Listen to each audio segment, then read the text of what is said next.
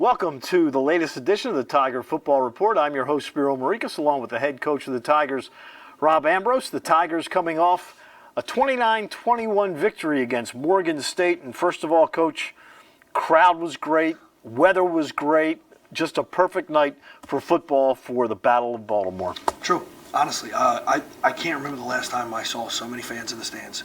I had to be over 3,000 students. That's what they told me. Close to 10,000 total.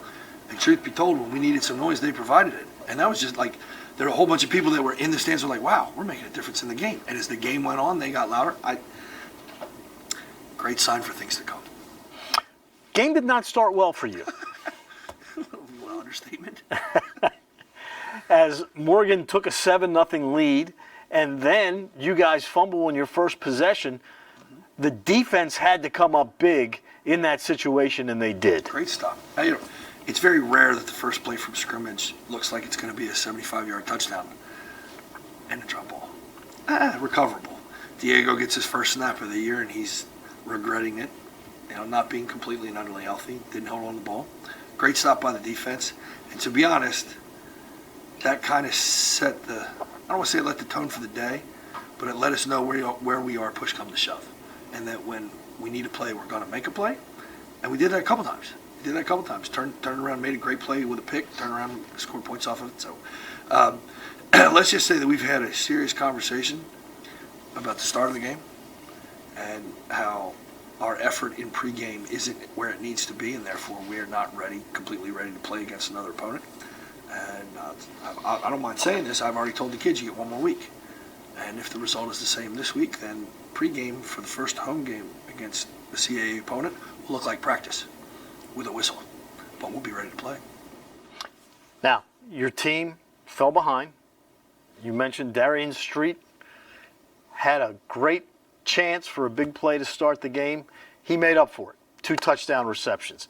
But your quarterback, Mr. Bigrome, played a great ball game for you, not only running the football, but throwing the football. He had 3 touchdown passes and, more importantly, no interceptions. Big time. And he gets better with every rep, just like every other quarterback. You get better with every rep you ever take. He's working his way into a brand new offense. He didn't get here until late July. Now, he hasn't played in a while. Hasn't. And the verbiage from him, last place he was to this place is different. So it takes a while. But as you watch him get reps, we went from splitting time in the first week to him getting all the starting reps in the second week, and there was clearly a difference.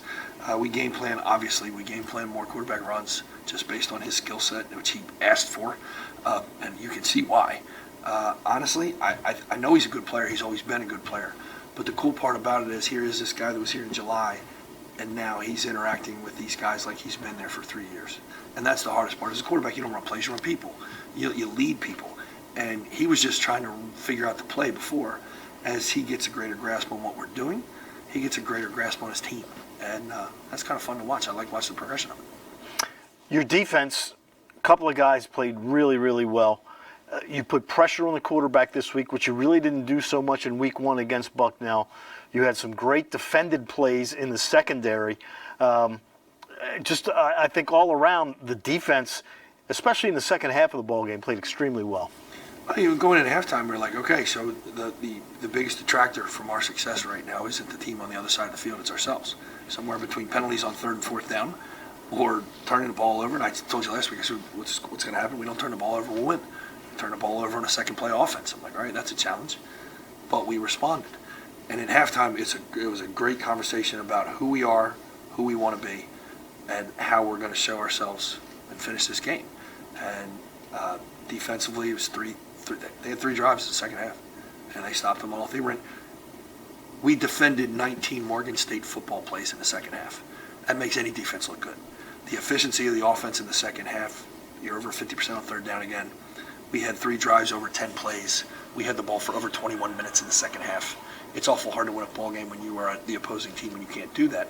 And that's probably more our style of ball as we're figuring out each other as we go. So love what we did in the second and third quarter. In the third quarter, won the third quarter, won the fourth quarter again. But if we're going to be good against real good opponents, we got to start faster than what we're doing. All right. Now, speaking of opponents, this week, I would say you take a slight step up in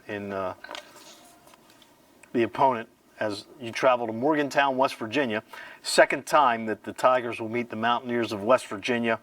And to say that their fan base is angry would be an understatement, as they have lost at Pitt, which is a huge rivalry game for them, and then losing in overtime at home to Kansas this past week. But this is an offense that they can put up points, and they can put up points quickly. And it's basketball on AstroTurf, so to speak, with one big boy tailback that they got.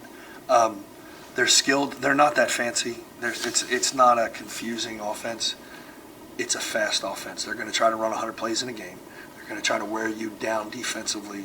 They're trying to out-sub, say we're in better shape. Their big boys can last longer than our big boys, and get your tiredness to get you to make a mental mistake. So we've been planning for this for a little bit, and we practice at a much higher tempo. The offense throws two huddles at the defense, so they're constantly on their heels, constantly resetting themselves so they can play the next play and play it well. There's no substitute for doing that. We're mimicking it as best we can, but it'll certainly be a challenge. Their speed, overall team speed, is going to be impressive. And they got 85 scholarships and 115, 125 kids. Their team speed's impressive.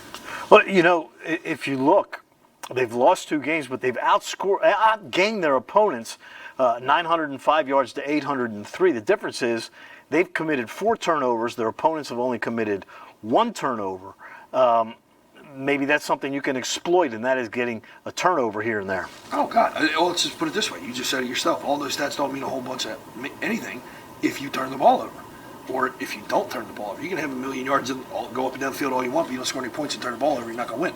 So it was nice that we finally got a turnover and that we were even in the turnover margin. But for us to be a successful long-term down-the-road team, we need to be forcing multiple turnovers a game and not giving away any. You mentioned the running back, and that's Tony Mathis, who has rushed for 130 yards, and C.J. Donaldson, 173 yards. But how about their quarterback, J.T. Daniels, in 2 games, 569 yards, 5 touchdown passes.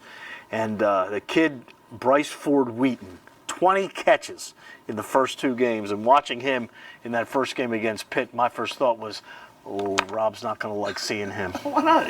What's a good football player? Look, you get better as a player and as a team or as a human, by being outside your comfort zone. And going to West Virginia does exactly that.